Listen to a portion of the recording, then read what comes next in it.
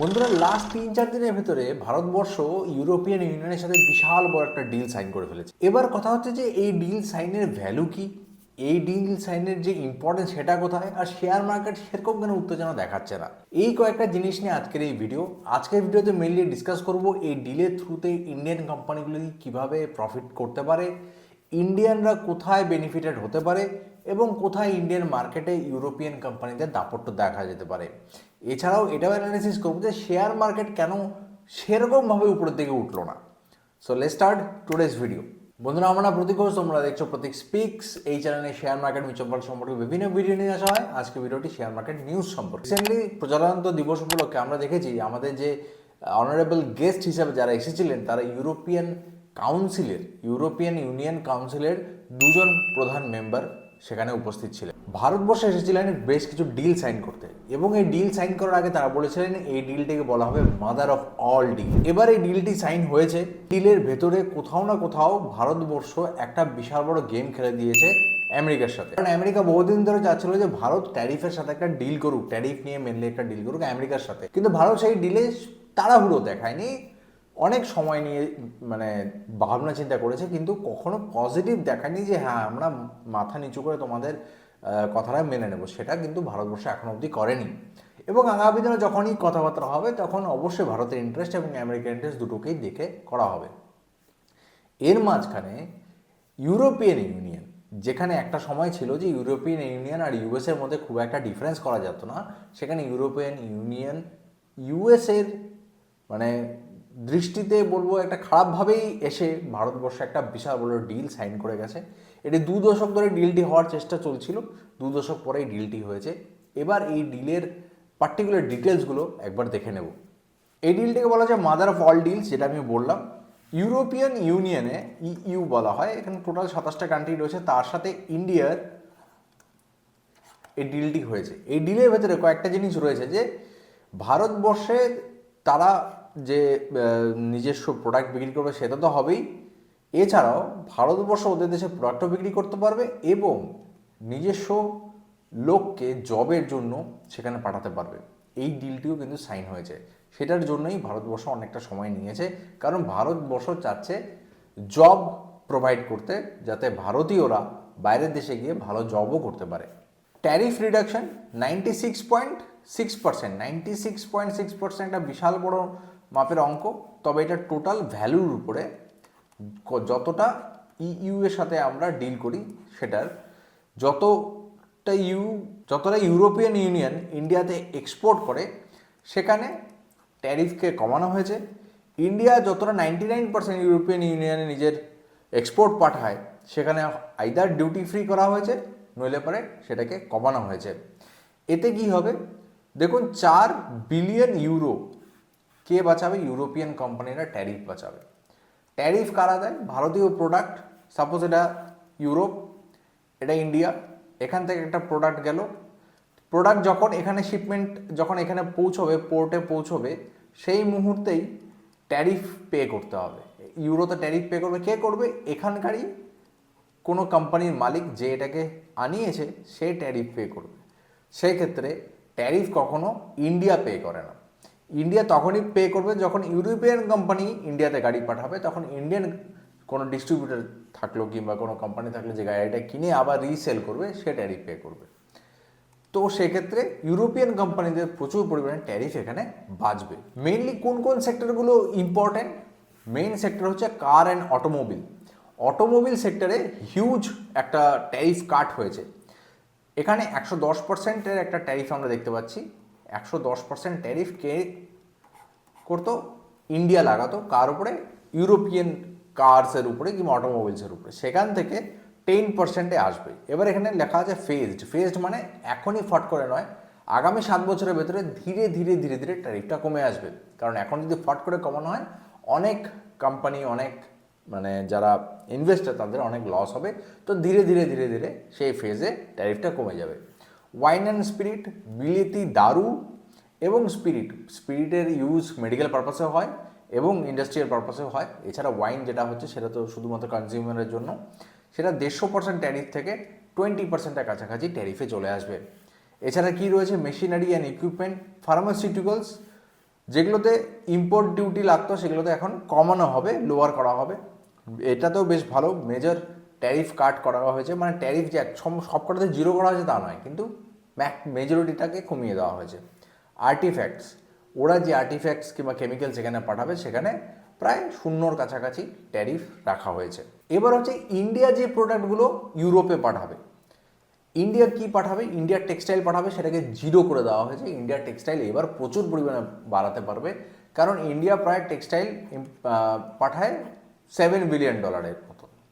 সেখানে ইন্ডিয়া চাইছে $30 বিলিয়ন থেকে $35 বিলিয়ন সে এক্সপোর্ট করতে চাইছে, মানে বাংলাদেশের যে একটা মার্কেট থাকে সেটাকে ছাপিয়ে যাওয়ার একটা চেষ্টা রয়েছে। সেদিক থেকে এটা বিশাল বুস্ট হিসেবে কাজ করবে। জেম অ্যান্ড জুয়েলারিতে যখন আমরা মানে ভাববো আর কি, ভারতের সুরাতের থেকে মানে সব থেকে বেশি ছোট সাইজের হীরা বিদেশে রপ্তানি হয়, সেই জন্য এটা বিশাল বড় একটা চান্স। যাদের কাছে জুয়েলারি ফেয়ার রয়েছে, পিসি চন্দ্র জুয়েলার্স, কল্যাণ জুয়েলার্স, এইসবগুলোতে একটা সাডেন আপসার্চ দেখা যেতে পারে। তবে ধীরে ধীরে এর ইম্প্যাক্টটা বাড়বে, মানে আগামী দিনে ধীরে ধীরে ইম্প্যাক্টটা বাড়বে, রাতারাতি ইম্প্যাক্ট হবে না। কারণ এখনও ইউরোপিয়ান ইউনিয়ন এই বিলটিকে পাস করাবে এবং ভারতের ক্যাবিনেট এই বিলটিকে আবার পাস করাবে, তারপরেই এটা লাগু হবে। মেরিন প্রোডাক্ট বলতে কি, শ্রিম্প থেকে শুরু করে আরও অনেক সি ফুড রয়েছে যেগুলো প্যাকেজ হয়ে ইউরোপে যায়, সেগুলোতে অনেক বেশি ট্যারিফ কাট করা হয়েছে। কেমিক্যালস এবং ইঞ্জিনিয়ারিং গুডসের উপরেও ট্যারিফ কাট করা হয়েছে। আইটি এবং বিজনেস সার্ভিস, যেটা ইন্ডিয়ার একটা বেস্ট ভালো স্ট্রেংথ, সেখানেও ট্যারিফ যেটা থাকবে সেটা অনেক কম হবে। এছাড়াও বেস মেটালস এবং মিনারেলসে দেওয়া হয়েছে, কিন্তু এখানে একটা কোটা ইউজ করা হয়েছে, যেটা আমি ফার্দার ডিসকাস করব। কোটা মানে প্রথম কিছু পরিমাণ মেটেরিয়ালের জন্য ডিউটি ফ্রি, তারপরে আবার ধীরে ধীরে ট্যারিফ তারপরেই অ্যাপ্লিকেবল হবে। ইন্ডিয়ার মার্কেটকে বেশি এফেক্ট করবে এবং ইন্ডিয়ার মার্কেটে যেটা পরবর্তীকালে আইদার বুল রান নইলে একটা কনসলটেশন আনতে পারে, সেটা হচ্ছে automobile market. Automobile market hugely impacted হবে, ডোমেস্টিক মার্কেটে ইম্প্যাক্টেড হবে এবং ডোমেস্টিক মার্কেটে বড় বড় প্লেয়াররা লাভবানও হতে পারে। কিভাবে? প্রথম কথা, বিদেশি গাড়ি যেটা ভারতবর্ষে আসছে, যেটা প্রিমিয়াম কারে 60 to 110% আমরা দিচ্ছিলাম ট্যারিফ, সেখানে এখন 10%-এ আসবে। তার মানে আমরা ভালো জার্মান কার খুব সস্তায় পাবো। এবার ভালো জার্মান কার যখন আমরা সস্তায় পাবো, তখন আমরা দেশীয় কারকে কিনতে পারি, নাও পারি, কারণ আমাদের কাছে খুব একটা বেশি চয়েস থাকবে, মানে খুব বেশি চয়েস থাকবে যে আমরা ভালো জিনিসকে কিনি। কার পার্টস যেটা 15 to 30% ছিল, যেটা 0 থেকে 5%-এর ভেতরে নিয়ে আসা হবে, ফেজড, মানে ধীরে ধীরে কমানো হবে। ইভি এবং হাইব্রিড টেক পার্টস, যেটা খুবই ইম্পর্টেন্ট, ফিউচারের জন্য খুব ইম্পর্টেন্ট, সেখানে 10 to 20% ছিল, খুব একটা বেশি ছিল না, সেটাকে 0 করে দেওয়া হয়েছে। তো এখানে কিন্তু আমি যেটা দেখতে পাচ্ছি, ইউরোপিয়ান কোম্পানিতেই ভালো প্রফিট হবে। BMW, মার্সিডিজের, ভলভোর মতন কোম্পানিগুলি আমরা যেহেতু ভালো করে চিনি, জানি এবং বুঝি, তার যদি দাম কম হয়তো ইন্ডিয়ান মার্কেটে সেটা বেশি পারচেস হবে। এটা একটা ইন্ডিয়ান মার্কেটে একটা ইম্প্যাক্ট ফিউচারে অবশ্যই ফেলবে। নেক্সট হচ্ছে ওয়াইন অ্যান্ড স্পিরিট, অ্যালকোহল, এগুলোর উপরে যখন আমরা কথা বলবো, ওয়াইন হুইস্কির উপরে 150% উপরে ট্যারিফ ছিল, সেটা 20%-এ চলে আসবে। যেটা হুইস্কি স্পিরিটসের উপরে 100 থেকে 150% ছিল, 30 থেকে 20%-এ আসবে। বিয়ারের উপরে 100 থেকে 100%, 50 থেকে 100% ছিল, তাহলে 10 থেকে 20% আসবে।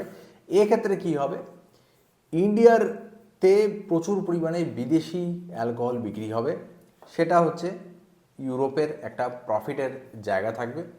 ইন্ডিয়ার যে একটা প্রিমিয়াম লিকার মার্কেট রয়েছে, যেখানে খুবই হাই প্রাইসের লিকার থাকে, সেখানে কম্পিটিশানটা বেশি বাড়বে এবং আরও অনেক কম্পিটিটর সেখানে আসবে এবং সেখানে একটা ভালো পরিমাণে প্রফিট শেয়ারিং হয়ে যাবে। লোকে বেশি ইউরোপিয়ান ড্রিঙ্কসের প্রতি তখন বেশি ইন্টারেস্ট দেখাবে। ইন্ডাস্ট্রি মেশিনারি যখন যেগুলো ভারতের মার্কেটে আসে, সেগুলো 12%, 12.5%-এর মতন আমরা ট্যারিফ লাগে, সেটাকে 0 করে দেওয়া হয়েছে। পাওয়ার ইকুইপমেন্টে 10% ট্যারিফ লাগানো হতো, সেটাকে 5 থেকে 0%-এর ভেতরে রাখা হবে। ইন্ডাস্ট্রিয়াল টুলে যে 7.5% থাকতো, সেটা হয়ে যাবে 0% ট্যারিফ। ফার্মাসিউটিক্যাল, যেটা ভারতের একটা বড় ম্যানুফ্যাকচারেশন রয়েছে, ভারত একটা মানে পৃথিবীর ফার্মাসিউটিক্যালের মধ্যে সব থেকে বেশি ম্যানুফ্যাকচারেশন ভারতে হয়, জেনারিক ড্রাগ, সেখানে ব্র্যান্ডেড মেডিসিন যেটা ইউরোপ ভারতে বিক্রি করতো 10% ট্যারিফে, সেটা 0 হয়ে গেল। যেটা মেডিকেল ডিভাইসেস যেগুলো ইউরোপ থেকে আসতো, সেগুলোতে 7.5 থেকে 10% ছিল, সেটাও 0। ডায়াগনস্টিক ইকুইপমেন্ট সেটাও 7.5% থেকে 0। তো এক্ষেত্রে হয়তো খুব একটা বেশি ইম্প্যাক্ট হবে না, কারণ ভারতের অলরেডি বেশি কম্পিটিশন রয়েছে। ভারতের দেশীয় যে কোম্পানি তারাই অনেক ড্রাগ ম্যানুফ্যাকচার করে, কিন্তু তবুও হালকা ইউরোপিয়ান কোম্পানিরা মার্কেটে আসবে, একটা হেলদি কম্পিটিশন দেবে। তবে এখানে ভারতের মানে ফার্মাসিউটিক্যাল কোম্পানিদের খুব একটা বেশি ড্যামেজ করতে পারবে না, যতটা না অটোমোবাইল সেক্টরে করতে পারে। এবার ইন্ডিয়া যেগুলো ইউরোপিয়ান ইউনিয়নে পাঠাচ্ছে সেগুলো কীরকম থাকছে? টেক্সটাইলে 12%-এর কাছাকাছি একটা ট্যারিফ দিতে হয়, সেখানে এবার কোনো ট্যারিফ দিতে হবে না। রেডিমেড গার্মেন্টসে 4%-এর কাছাকাছি, সেটা 0 হয়ে যাচ্ছে। হোম টেক্সটাইলসে 6-12%-এর জায়গায় আবার 0 হয়ে যাচ্ছে। তার মানে টেক্সটাইল ইন্ডাস্ট্রিতে ইন্ডিয়ার যে পার্টিকুলার কোম্পানিগুলো রয়েছে, মানে মেড ইন ইন্ডিয়া কোম্পানিগুলো রয়েছে, সেগুলো এখন বেশ ভালোভাবে বিদেশে রপ্তানি করবে এবং একটা ভালো শেয়ার বিদেশের মার্কেটে অর্জন করবে। কম্পিটিটররা অবশ্যই বাংলাদেশের মতো কান্ট্রি রয়েছে, কিন্তু তাদের নেট প্রফিটগুলো ধীরে ধীরে বাড়বে। যদি আমরা লেদার কিংবা ফুটওয়্যারের কথা বলি, সেক্ষেত্রে লেদার গুডসের উপর 17% ট্যারিফ লাগাতো ইউরোপিয়ান ইউনিয়ন, সেটা এখন আর নেই, 0%। ফুটওয়্যারে 8-17%, সেটাও এখন 0%। তো এরকম বড় বড় যে লেদার কোম্পানিগুলো রয়েছে, যেরকম ফুটওয়্যারের শ্রী লেদার্স একটা বড় কোম্পানি রয়েছে, তো এই সব কোম্পানি যখনই এক্সপোর্টটাকে বাড়ানো শুরু করবে, তখন তাদের 1 কোয়ার্টার 2 কোয়ার্টার পরে ভালো রেজাল্ট আসা শুরু করবে। সেখান থেকে কোম্পানিগুলো একটা ভালো বুল রান দিতে পারে। শ্রিম্প, ফিশ, সি ফুড এগুলোতে 26%-এর মতন ট্যারিফ ছিল, সেটাকে 0 করে দেওয়া হয়েছে। এখানে কিছু কোম্পানি রয়েছে যেগুলো বিদেশে মেরিন প্রোডাক্টগুলোকে পাঠায়, সেগুলো বেশ ভালো প্রফিটেবল হবে। এর মধ্যে বেশিরভাগ কোম্পানি অন্ধ্রপ্রদেশ, কেরালা, উড়িষ্যা, মানে যেগুলো কোস্টাল এরিয়ায় কোম্পানিগুলো রয়েছে, সেগুলো বেশি প্রফিটেবল হবে। যদি আমরা জেমস অ্যান্ড জুয়েলারি কথা বলি, এখানে আমি সুরাতের কথা বলেছি, সুরাত বেশ প্রচুর কোম্পানি ভালো প্রফিট কামাবে।